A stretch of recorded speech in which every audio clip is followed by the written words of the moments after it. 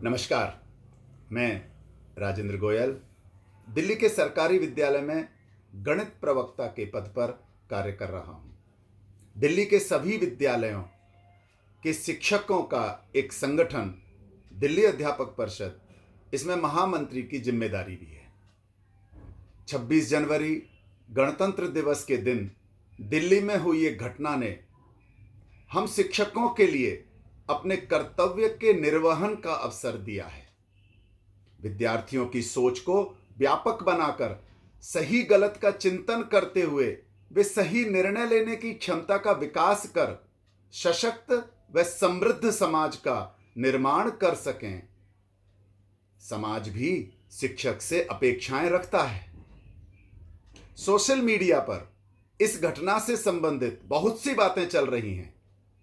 इस वीडियो के माध्यम से हमारे लिए करणीय कार्य क्या हो सकते हैं, हमारा भी एक समाज में चिंतन है, एक दिशा देने वाले हैं, तो हमारी क्या भूमिका हो सकती है, इस पर मेरे कुछ सुझाव हैं। यदि आपको ठीक लगे तो अवश्य अपने परिवार से प्रारंभ करना, फिर अपने मित्रों में, शिक्षकों में और सभी विद्यार्थियों में अवश्य चर्चा करना। लाल किले के प्राचीर पर कोई और झंडा फहराना, दिल्ली चलो, राज करेगा खालसा, ऐसे नारों का उच्चारण, हथियारों के साथ मना करने के बावजूद आंदोलन में आना, जिस तरह की आक्रामक स्थिति थी उसे किसी भी प्रकार से किसी के भी द्वारा उचित नहीं कहा जा सकता। यह एक बड़ी भूल तो है ही, पर निश्चित रूप से हमारी सुरक्षा एजेंसियों का भी एक बहुत बड़ा फेलियर भी है। जबकि योजना एक दिन पहले रात में ही बन गई थी। कई वीडियोज में आपने भी देखा होगा कि जब पत्रकार किसानों से पूछ रहे हैं कहां जा रहे हो, सीधा उत्तर आ रहा है लाल किला, जबकि यह तो तय नहीं हुआ था। इन किसानों को भटकाकर उग्र करके लाल किले भेजना, इस योजना का पता खुफिया तंत्र को नहीं लगा, यह उनकी बहुत बड़ी चूक है। राष्ट्रीय सुरक्षा का भी प्रश्न है, लेकिन इसमें जिस तरह से पुलिस का रोल रहा है वह सच में पुलिस पर गर्व करने वाला है। कई पुलिस वाले घायल हुए, लेकिन उसके बाद भी उग्र नहीं हुए जैसा उनके बारे में माना जाता है। कई लोग कह रहे हैं कि पुलिस चाहती तो रोक लेती। हम सबको पता है कि 26 जनवरी के दिन बड़ी संख्या में पुलिस बल को परेड की सुरक्षा व्यवस्था में लगा दिया जाता है। उसके बावजूद भी सभी जगह पुलिस की समुचित व्यवस्था थी। होमगार्ड्स के भी लगे हुए थे। हम सब ने वीडियोज में, न्यूज में भी देखा होगा कि किस तरह से कुछ क्षेत्रों में एक बड़ी भीड़ ने बैरिकेड ही नहीं तोड़े। आपने देखा होगा ट्रैक्टरों के आगे लोहे के सुरक्षा गार्ड लगा करके जिस तरह से आक्रमण किया गया, निश्चित रूप से ऐसे में बड़ी भीड़ को काबू करना बहुत मुश्किल था। फिर भी आंसू गैस के गोले, वाटर कैनन के माध्यम से कोशिश की गई। कहीं कहीं हल्का लाठी चार्ज भी किया गया, लेकिन जिस तरह से भीड़ उग्र थी, लोगों के अंदर जो उग्रता पैदा कर दी गई थी, ट्रैक्टरों के माध्यम से जो हमला किया जा रहा था, ऐसे में एक ही तरीका हो सकता था, गोली चलाना। यह अलग बात है कि पुलिस की गोली से ज्यादा घटनाएं इस आंदोलन के बैक में जो थे उनकी गोलियों से हुई होती। कैजुअलिटी बहुत अधिक होती, और राष्ट्रीय ही नहीं अंतरराष्ट्रीय स्तर पर क्या माहौल बनता, मीडिया द्वारा तब क्या मैसेज आता, और तो और हम और आप भी शायद इस घटना की असलियत नहीं जान पाते तथा पुलिस और सरकार को कोस रहे होते।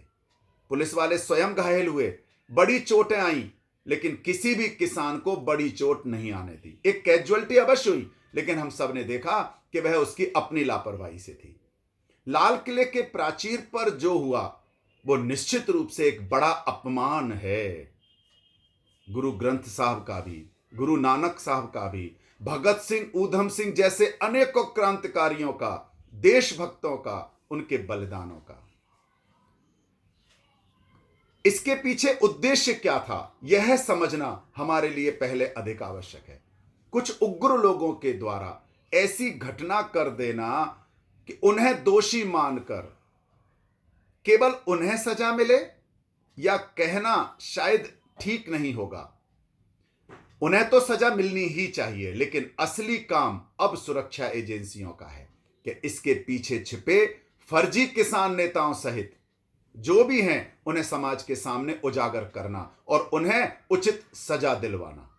देश में ऐसी कोई एक घटना नहीं है, अनेकों घटनाएं हो रही हैं, लगातार हो रही हैं, चाहे वो भीमा कोरेगांव की हो, निर्भया कांड से हो, सीएए के विरोध में हो, एनआरसी के नाम पर हो।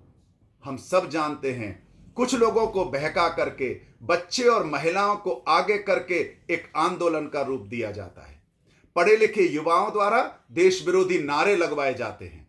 एक 80 साल की बुजुर्ग किसान महिला जब एक मीडिया में पूछ रही होती है कि क्या आप गोदी मीडिया हो, क्या जाने वो गोदी मीडिया। छोटे छोटे बच्चे, उनसे सर्वोच्च पदों पर बैठे लोगों को गालियां दिलवाई जाती हों, क्या उन्हें पता है गाली या सर्वोच्च पद पर बैठे व्यक्ति का क्या महत्व है? क्या यह हमारी समझ में नहीं आता कि असली दोषी कौन है? उद्देश्य उनका तो बहुत स्पष्ट है, वो अपने विषय में बिल्कुल स्पष्ट है कि समाज में अलगाव पैदा करना, देश की अखंडता को कम करना, समाज को जाति, धर्म, पंथ, संप्रदाय के नाम पर बांट देना। हमारे कई शिक्षक बंधु बहनों को यह पता है कि एक ही परिवार से एक भाई ने केस रख लिया तो सरदार हो गया, दूसरा नहीं हुआ। ऐसे में कुछ लोग जो इसे गलत भी मानते हैं वो तटस्थ हो जाते हैं, लेकिन कहते हैं ना, तटस्थ लोग भी बराबर के दोषी माने जाते हैं। ऐसे में हमारा काम बढ़ जाता है। उनका उद्देश्य रहता है युवा वर्ग के मन में देश के प्रति गुस्सा भर के तोड़फोड़ करवाना, तंत्र के प्रति अनास्था पैदा करना, अराजकता पैदा करना। सरकारें जाति विरोधी हैं, महिलाओं की सुरक्षा का ध्यान नहीं है, किसान विरोधी है, कर्मचारी भी विरोधी है और व्यापारी भी विरोधी है। यहां तक कि न्यायालय हो, सीबीआई हो या मीडिया, अगर उनके पक्ष की बात नहीं आई तो उनको सरकार चला रही है। समाज को विघटन करके, डिवाइड करके अपना नेटवर्क खड़ा करना उनका एक प्रमुख उद्देश्य होता है। एक दीप सिंह के माध्यम बना करके विषय को मोड़ने की कोशिश कर दी गई तुरंत। क्या लगता है कि ये अचानक हुआ? नहीं, पहले से योजना थी।